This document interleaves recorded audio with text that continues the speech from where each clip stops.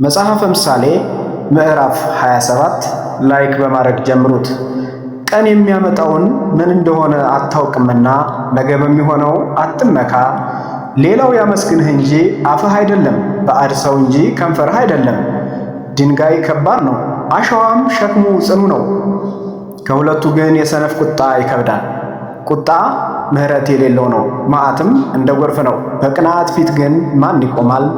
የተገለጠ ዘለፋ ከተሰወረ ፍቅር ይሻላል። የወዳጅ ማቁሰል የታመነ ነው፣ የጠላት መሳም ግን የበዛ ነው።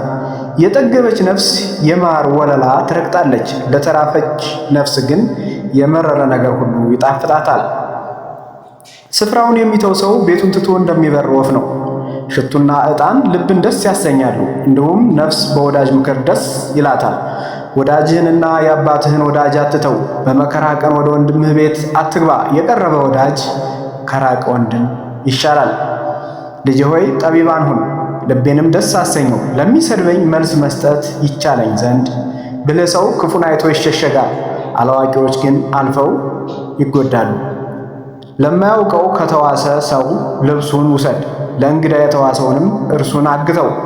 ባልንጀራውን በታላቅ ቃል ማለዳ የሚባርክ ሰው እንደሚራገም ያህል ነው። በዝናብ ቀን የሚያንጠባጥብ ቤትና ጠበኛ ሴት አንድ ናቸው። እርሷንም መከላከል ነፍስን መከላከልና ዘይትን በቀኝ እጅ መጨበጥ ነው። ብረት ብረትን ይስለዋል፣ ሰውም ባልንጀራውን ይስላል። በለሱን የጠበቀ ፍሬዋን ይበላል፣ ጌታውን የሚጠብቅ ይከብራል። ፊት በውሃ ላይ ለፊት እንደሚታይ እንዲሁ የሰው ልብ ለሰው ይታያል። ሲኦል ጥፋት እንዳይጠግቡ እንዲሁም የሰው ዓይን አይጠግብም። ብር በከውር ወርቅ በማቅለጫ ይፈተናል፣ ሰውም በሚያመሰግኑት ሰዎች አፍ ይፈተናል። ሰነፍ በሙቀጫው ውስጥ ከእህል ጋር በዘነዘና ብትወቅጠው ስንፍናው ከእርሱ አይርቅም። የበጎችህን መልክ አስተውለህ እወቅ፣ በከብቶችህም ላይ ልብህን አኑር። ባለጠግነት ለዘላለም አይኖርምና ዘውድም ለትውልድ ሁሉ አይጸናምና።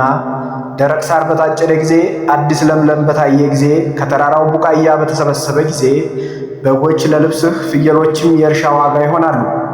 ለሲሳይህ ለቤተሰቦችህም ሲሳይ ለገረዶችህም ምግብ የፍየል ወተት ይበቃል። የዛሬው ክፍል በዚህ ተጠናቋል።